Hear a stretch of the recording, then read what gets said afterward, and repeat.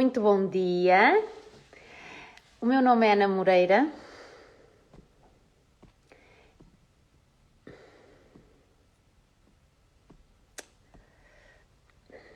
Peço desculpa, mas já fiz aqui as neiras porque entrei.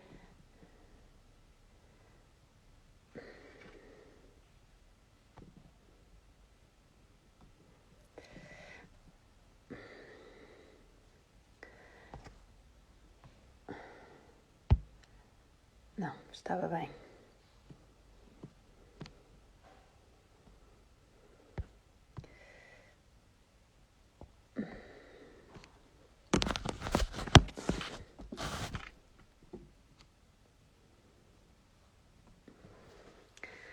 Muito bem.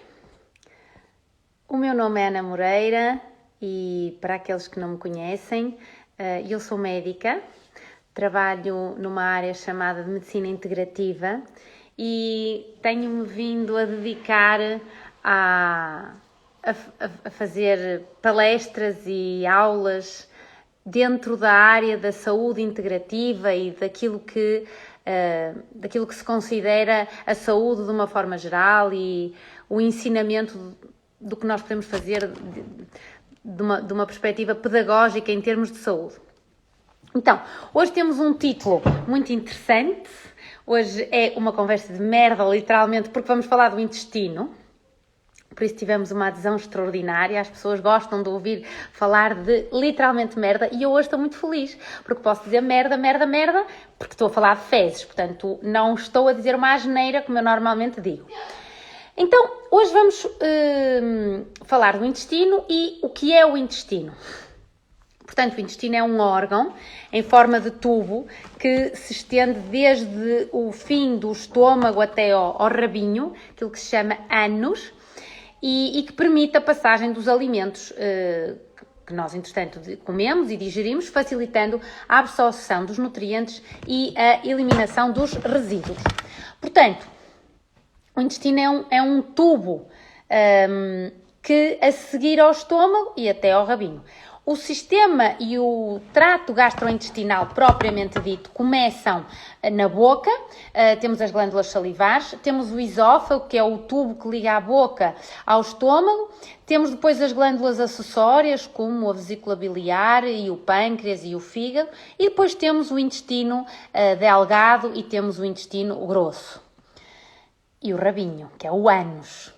Então, o intestino é uma parte muito importante do nosso sistema digestivo, então pode ser dividido em duas partes. Uma parte que é o intestino delgado e outra parte que é o intestino grosso. O intestino delgado é a primeira porção do intestino a seguir ao estômago, portanto, liga ao estômago ao intestino grosso e é subdividido em três partes, que é o duodeno, o jejuno e o íleo. Portanto, o intestino delgado é o responsável pela absorção dos alimentos. Tem cerca de 7 metros o intestino delgado. E depois o intestino grosso, que é a segunda porção do intestino e apresenta cerca de 2 metros de intestino. O intestino é muito importante porque tem uma parte de absorção de tudo aquilo que nós comemos. E isto é devido a umas estruturas que se chamam as vilosidades intestinais. As vilosidades intestinais são uns dedos que existem no intestino e que formam que aumentam a superfície de absorção e por isso são muitíssimo importantes. E então, nós sabemos que o intestino é responsável pela esta absorção de nutrientes e de sais minerais e de vitaminas, mas também na produção daquilo e na elaboração daquilo que se chamam as fezes. Então, como é que se formam e como é que são constituídas as fezes? A formação das fezes ocorre no fim do processo da digestão e quando são absorvidos a maioria dos nutrientes no intestino delgado, os restos de alimentos que o nosso corpo já não precisa permanecem no intestino. É aqui, no intestino grosso, é aqui que vai acontecer a reabsorção da água e de sais minerais que não foram absorvidos anteriormente. E aqui também ocorre a proliferação de milhões de bactérias, tornando estes restos transformando numa forma sólida e vai transformar então em fezes. As fezes possuem cerca de 75% de água. Claro que pode variar esta água e por isso vai dar uma consistência diferente às fezes. E o restante é uma combinação de fibras, como por exemplo a celulose, de bactérias, de outros bichos e de muco. Então, como é que deve ser a consistência, como é que deve ser a cor das fezes? A cor das fezes, bem como a sua forma e a consistência, refletem muito a nossa alimentação, a nossa dieta. E por isso estão muito relacionadas com o tipo de alimentos que nós ingerimos. No entanto, as alterações na cor também podem indicar problemas intestinais ou outras doenças. Então, a cor das fezes pode ir desde um avermelhado, que será anormal e que indica, por exemplo, o sangue, até um amarelado, acastanhado mais amarelado, sendo que o normal é um tom de castanho. Portanto, este acastanhado, que é a cor normal que as fezes devem apresentar, não deve ser muito escura, mas também não tem que ser muito clara. As variações na cor são normais, desde que não durem mais que 3 dias. Okay? Isso já indica que existe mais algum problema. Isto vai indicar as alterações na nossa alimentação. As fezes, quando são mais verdes, indicam que o intestino está a funcionar demasiado rápido, e, portanto, não vai ter tempo suficiente para digerir corretamente os sais biliares. Isto pode acontecer em situações de infecções bacterianas, em situações de diarreia, sem ser por infecção, em situações de stress e depois quem tem doenças do trato gastrointestinal, como, por exemplo, doença de Crohn ou síndrome do intestino irritável. Obviamente que, se comemos muitos vegetais verdes escuros ou se fazemos suplementação com alguns, por exemplo, com ferro, poderemos ter as fezes mais esverdeadas. As fezes avermelhadas, como eu disse, têm a ver com o sangue. Evidentemente que pode ser o sangue vindo de uma hemorroide e, portanto, não nos dá tanta preocupação, mas também pode ter uma origem mais no intestino e então poder indicar um tumor ou uma úlcera e então aí já temos que ir verificar. As fezes pretas, quando são literalmente pretas, é aquilo que nós chamamos melenas e sem dúvida que isto é um sinal de preocupação porque pode indicar uma hemorragia mais para cima do intestino, portanto quando a hemorragia mais para baixo vai sair vermelho, quando a hemorragia mais para cima, no estômago ou no duodeno, aquele sangue que entretanto foi para o intestino tem tempo de ser metabolizado e por isso temos uma coloração escura das fezes. Então, preciso ter cuidado, embora, obviamente, alguns medicamentos, como por exemplo o ferro, também possam dar fezes muito pretas. Depois podemos ter fezes esbranquiçadas, que indicam uma obstrução das vias biliares. Podemos ter fezes amareladas e de aspecto gorduroso. Estas fezes indicam má absorção de gorduras. E depois, em termos da consistência das próprias fezes, as fezes podem variar entre as fezes de cabritas ou cabrinhas, que são as fezes duras, com as bolinhas, como as pessoas dizem, semelhantes a nozes ou a amêndoas, portanto, fragmentos duros, até fezes completamente líquidas de água, ok? No intermédio vai estar o que é minimamente normal, um tipo de fezes mais de forma de salsicha, mais arredondadas, bem moldadas, isto é que será umas fezes normais. Portanto, existe depois uma escala que nos indica, que nos faz a leitura ou que nos ajuda na leitura desta consistência das fezes e que nos permite saber se realmente os pacientes estão com um trânsito intestinal normal ou não. É óbvio que esta consistência tem muito a ver com a microflora, a flora intestinal, a flora bacteriana. Portanto, significa que quando existem alterações nesta consistência, houve alterações na minha microbiota intestinal. Outra pergunta muito importante que às vezes nos fazem e que é interessante eu falar é sobre a melhor posição para fazer cocó, a chamada defecação. Então, qual é a melhor posição para defecar? A partir do momento em que evoluímos enquanto sociedade e achamos que estamos muito tecnológicos e, enfim, que estamos muito bem, começamos a ter retretes. Mas é muito interessante que, na realidade, é errado defecar na retrete, porque quando estamos a defecar na retrete, estamos a exercer esta limpeza do intestino com um ângulo que não é o correto. Portanto, o correto é nós, em vez de estarmos sentados num ângulo de 90 graus, como quando estamos sentados na retrete, não é? 5 graus. Quando eu estou a 90 graus, o intestino não está completamente relaxado. Porque há um músculo que se chama o músculo pubo-retal, portanto é entre a pubis e o reto, o ânus, que não fica relaxado. Esta curva no intestino vai servir como um obstáculo e impede que as fezes saiam naturalmente. A melhor maneira é, portanto, a 35 graus. Podemos conseguir isto usando na mesma a modernice das retretes, porque se bem se lembram, antes de haver retretes, cagavam de cócaras, assim como se tinham uns filhos de cócaras, porque isto permite exatamente que este músculo fique relaxado e não cause, portanto, ali aquele ângulo no fim do intestino. E por isso, quando colocamos, por exemplo, um banquinho, aqueles banquinhos que usamos para as crianças, colocamos os bancos, pomos os nossos pés nesse banco, vai permitir a descida do soalho pélvico e vai facilitar a saída, portanto, do cocó. Ai, gosto muito de falar sobre isto. Pronto, portanto, o que é saudável, o que é normal num hábito intestinal?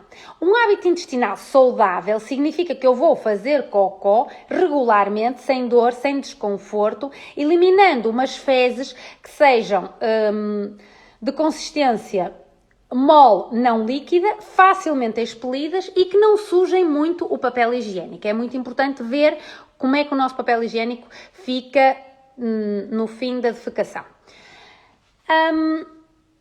Depois, outra coisa que vos quero falar é sobre o reflexo gastrocólico. É um reflexo normal, tem a ver com o estômago e tem a ver com o intestino. É o reflexo que têm as crianças e que seria desejável que nós tivéssemos. É um reflexo, portanto, fisiológico, que é a vontade de fazer cocó depois de uma refeição. Porque depois da ingestão de um alimento, há uma dilatação do nosso estômago que vai promover a libertação de umas hormonas em circulação, de umas bolinhas que se chamam a mutilina e que vai aumentar a motilidade do intestino grosso, vai fazer isto, facilitando assim a evacuação. Portanto, este mecanismo é desencadeado pela distensão do estômago pelos alimentos, que faz com que o intestino grosso, por reflexo, provoca umas ondas de contração que fazem com que as fezes acumuladas nos seus segmentos saiam em direção ao reto. Isto é muito importante. Este reflexo gastrocólico é, portanto, estimulado pelo alongamento da parede do estômago com a ingestão dos alimentos e depois também temos o reflexo duodenocólico, cólico, que é pelo estiramento da parede duodenal, que ocorre quando o alimento que sai do estômago e passa para o duodeno vai desencadear um movimento mais para a frente no intestino. Outra coisa muitíssimo importante que temos que falar hoje, que se chama a microbiota. A microbiota humana, ou o microbioma humano, ou a flora intestinal humana, é o conjunto de todos os micro-organismos que residem no nosso corpo, composto principalmente por bactérias. No entanto, a microbiota humana normal também inclui alguns fungos, alguns vírus e alguns arcaibactérias. Obviamente que a microbiota varia de local para local. Por exemplo, a pele tem uma microbiota, a boca tem uma microbiota, o intestino tem uma microbiota, a vagina tem uma microbiota, a uretra do homem e da mulher tem uma microbiota diferente. Então isto é muito importante porque significa que eu não devo danificar esta minha microbiota, pelo contrário, eu devo facilitá-la. Por isso é que é desaconselhado, na minha humilde opinião, o uso daquelas porcarias, como é que se chama aquilo, do gel das mãos, porque nos altera completamente a microbiota da pele das mãos, ok? Bem como o outro uso de gel, aquelas modernices de usar géis para as partes íntimas, também sou completamente contra, porque vai alterar a microflora normal da vagina ou dos genitais. Bom, então, o microbioma intestinal. O microbioma intestinal é o conjunto da flora intestinal. É avaliada em cerca de 100 mil milhões de bactérias, ou seja, temos um 10 elevado a 3, portanto, 10 vezes mais do que o número de células no nosso corpo, o que significa que nós somos um conjunto de bactérias. Só temos esta forma bonita, humanoide, porque realmente as bactérias não ocupam tanto espaço.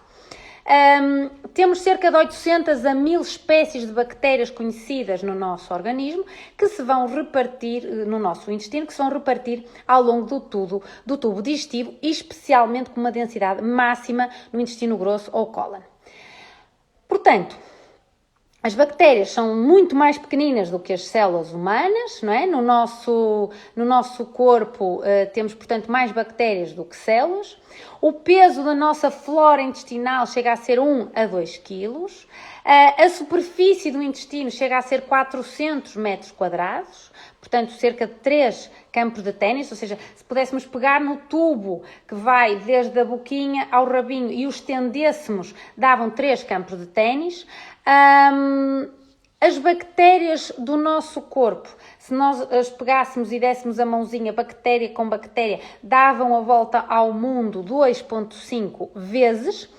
E depois, obviamente que temos, já disse, mais 10 vezes bactérias do que células.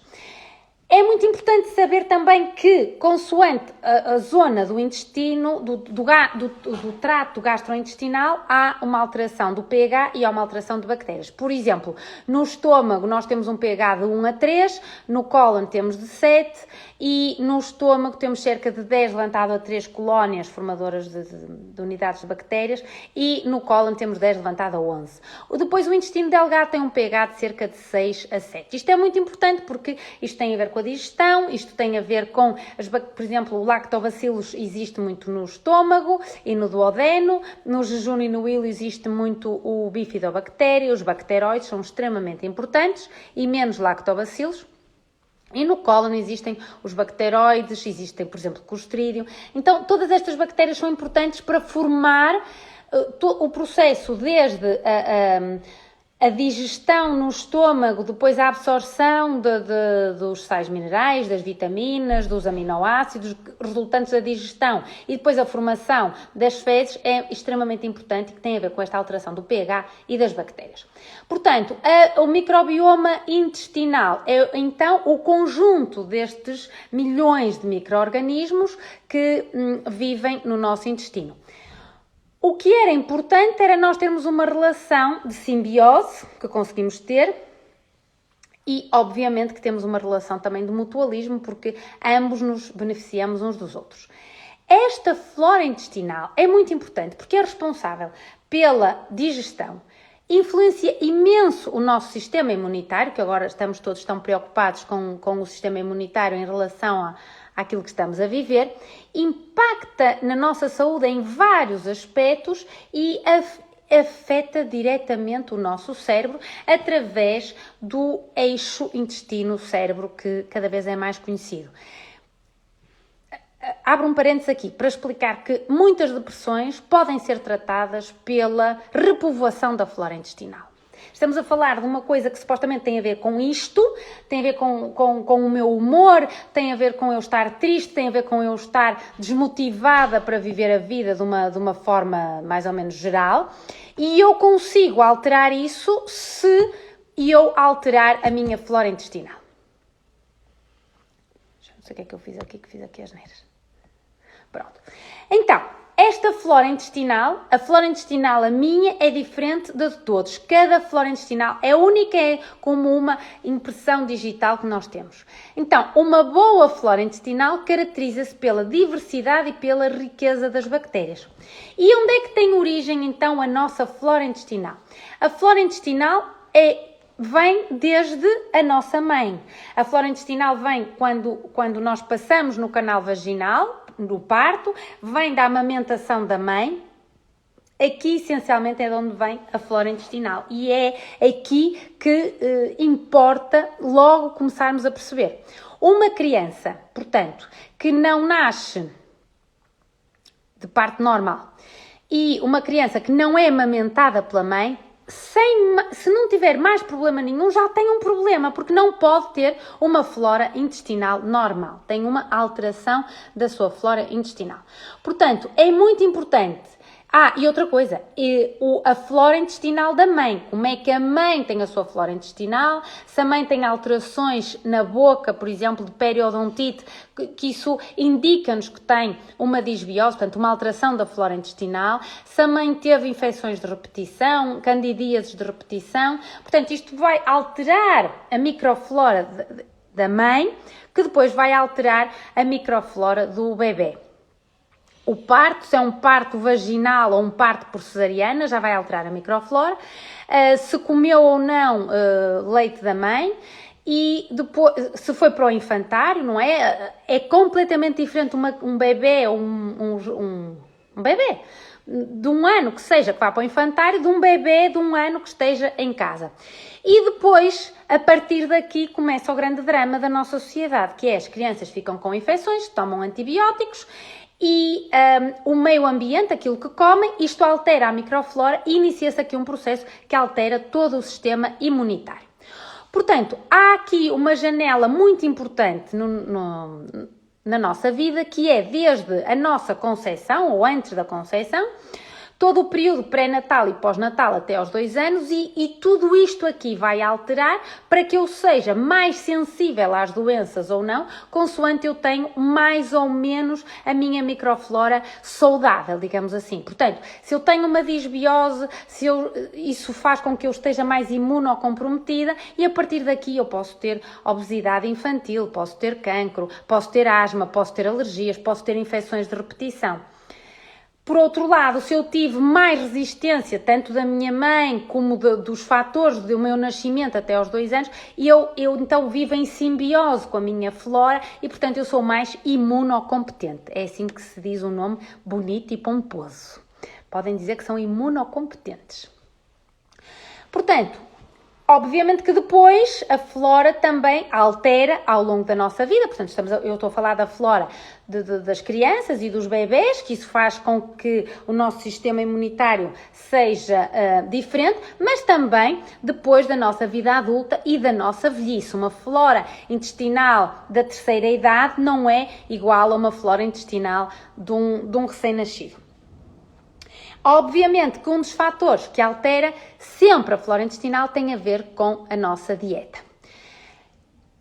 Então, o que é mais importante?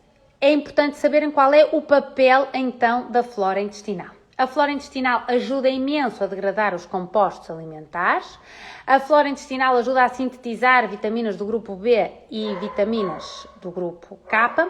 A flora intestinal protege contra a colonização do tubo digestivo por micróbios patogénicos, portanto faz um efeito barreira. Ajuda na fisiologia normal do intestino e do metabolismo.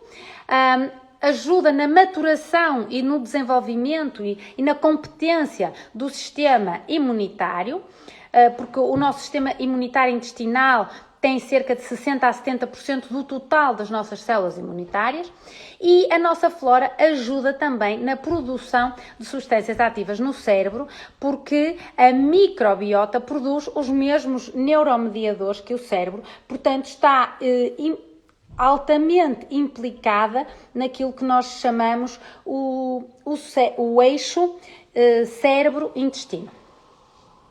A disbiose intestinal é, portanto, um termo que se dá quando nós queremos indicar alterações na composição bacteriana da flora intestinal, onde há um aumento dos bichinhos nocivos em relação aos bichinhos benéficos, causando, por exemplo, dores abdominais, dores articulares, flatulência, a distensão da barriga, diarreia ou obstipação, alterações dos hábitos de evacuação. Portanto, tudo isto é causado pela flora intestinal.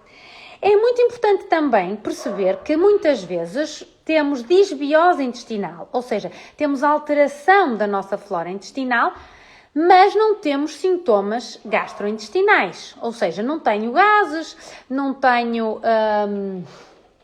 dores de barriga, não tenho distensão abdominal, mas tenho, por exemplo, cansaço. Estou sempre cansada. Porquê? Porque a flora intestinal permite que eu absorva vitaminas e sais minerais.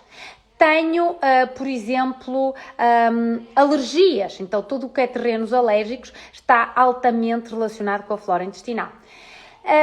Estou sempre doente, com constipações, com gripes, com pequenas infecções, amigdalites, otites, infecções vaginais.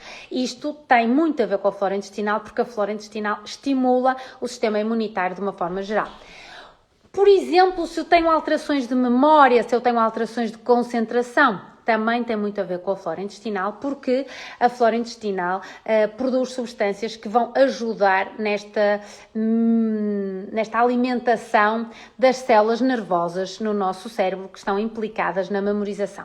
Por exemplo, se eu tenho excesso de peso, se eu tenho colesterol alto, se eu tenho diabetes, é muito importante entendermos que este tipo de pacientes e de utentes têm alterações da flora intestinal, porque a flora intestinal intervém no metabolismo do colesterol, no metabolismo do açúcar, no metabolismo da gordura.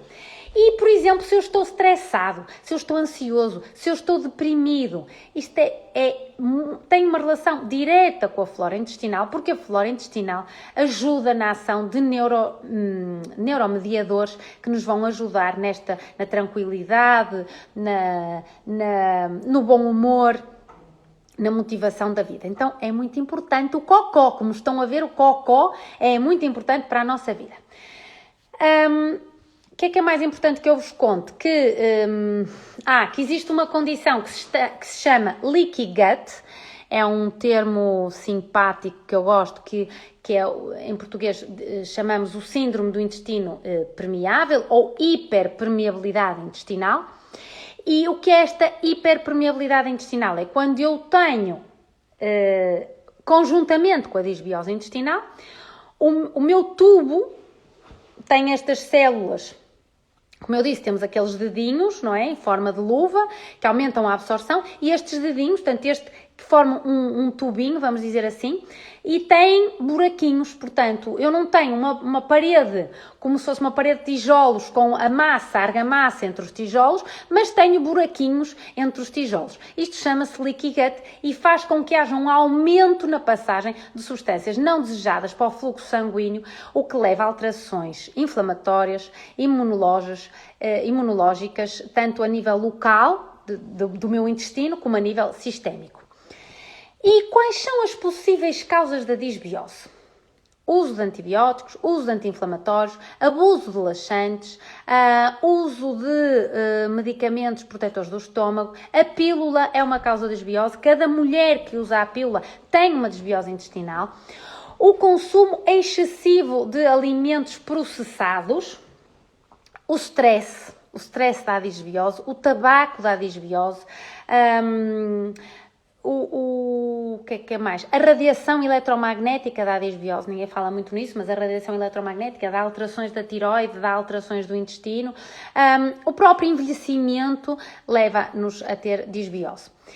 Então, é muito importante nós darmos atenção ao nosso intestino, estarmos atentos a estes sintomas que são claramente gastrointestinais, mas também se eu já tomei mais que 3 antibióticos, se eu estou muito estressado, se eu nasci de cesariana, se a minha mãe não me amamentou, se eu tomo a pílula, se eu tomo muito anti-inflamatórios porque tenho dores articulares, se eu como pessimamente mal, se eu tenho muita azia, então é claro e sabido que eu tenho uma desbiose e isso vai fazer com que me apareçam outros problemas de saúde. Bom, então, eu acho que já não sei há quanto tempo é que eu estou a falar. António, há quanto tempo é que eu estou a falar, filho? Filho? Bom, não ouve a mãe, não é? Claro. Vou só falar a disbiose na gravidez. Não, a disbiose na gravidez também não é normal. Ou seja, a disbiose não é uma, como é que se diz? Não é uma coisa normal, é uma alteração.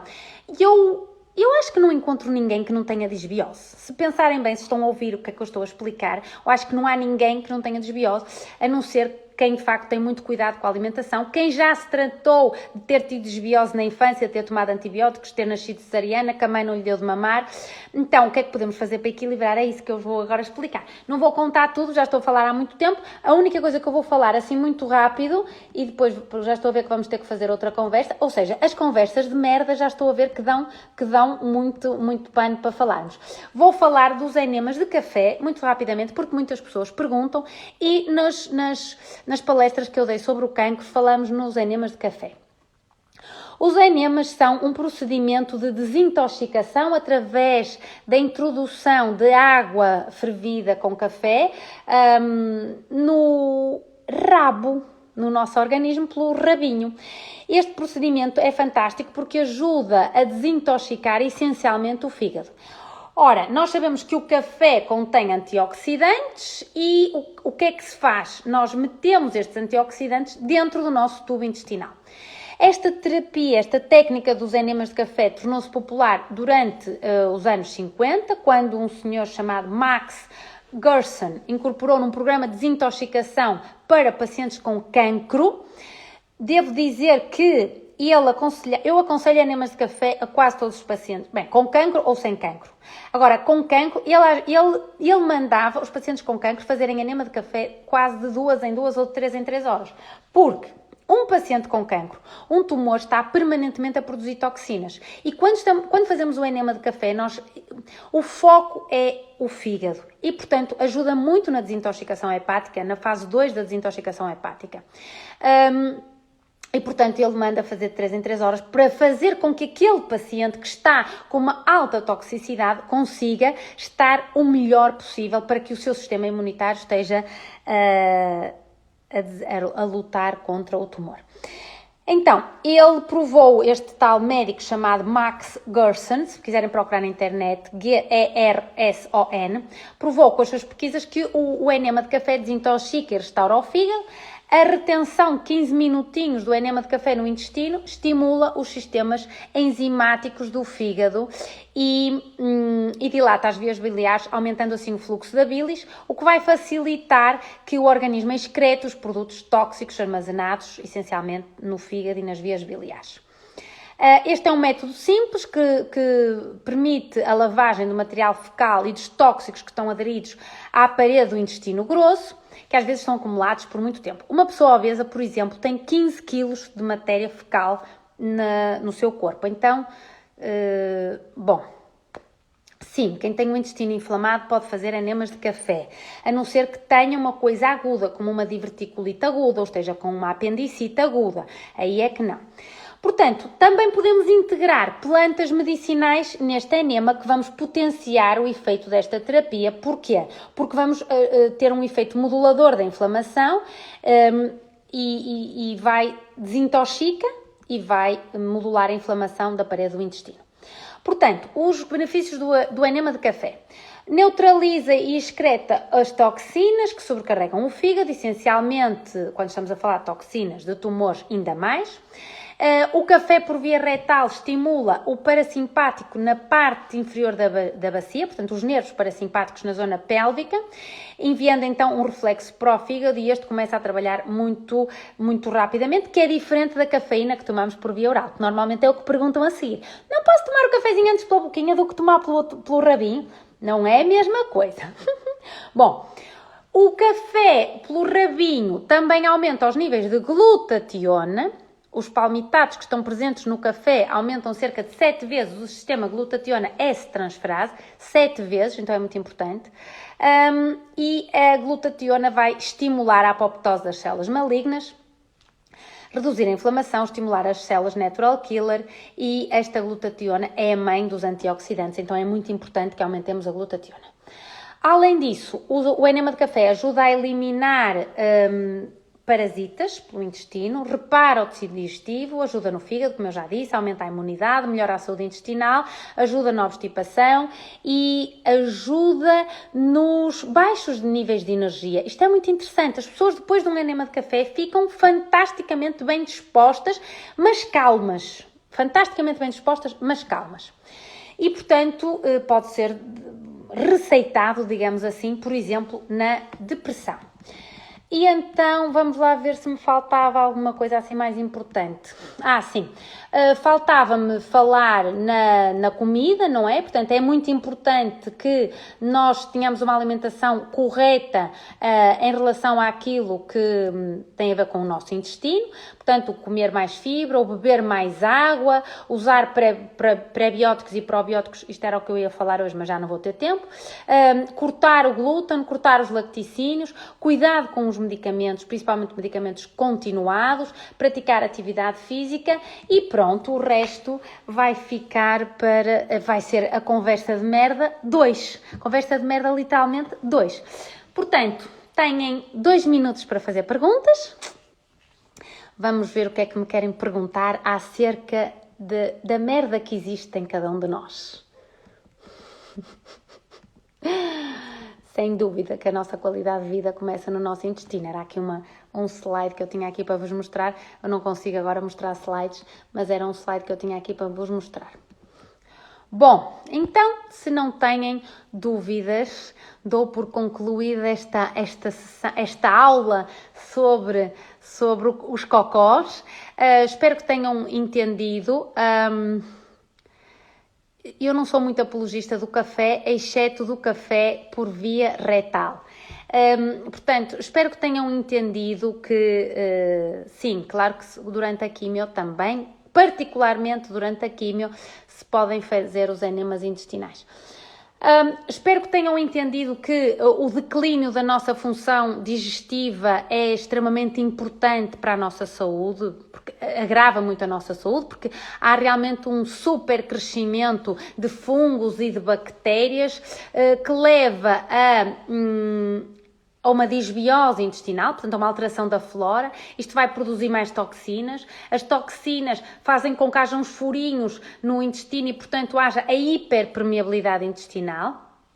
A hiperpermeabilidade intestinal, juntamente com a disbiose, juntamente com a alimentação inflamatória que nós comemos, faz com que haja formação de imunocomplexo, antigénios, anticorpos. Isto vai alterar o nosso sistema imunológico e que vai levar a desequilíbrios inflamatórios, vai levar a desequilíbrios hormonais, vai levar a desequilíbrios imunológicos, o que agrava a nossa saúde de uma forma geral. Claro, quando as fezes flutuam, é sinal de que algo não está bem, como eu já tinha dito, que existe, por exemplo, um excesso de gordura, portanto, uma alteração com, por exemplo, a produção dos sais biliares. Portanto, não sei para quando a segunda conversa, porque o meu calendário de palestras está a ficar uma coisa fantástica. Bom, foi um prazer. O kéfir para a flora intestinal. Eu sou muito a favor do kéfir, principalmente o kéfir d'água. Como sabem, uma das coisas que exclui é o glúten, é os lacticínios.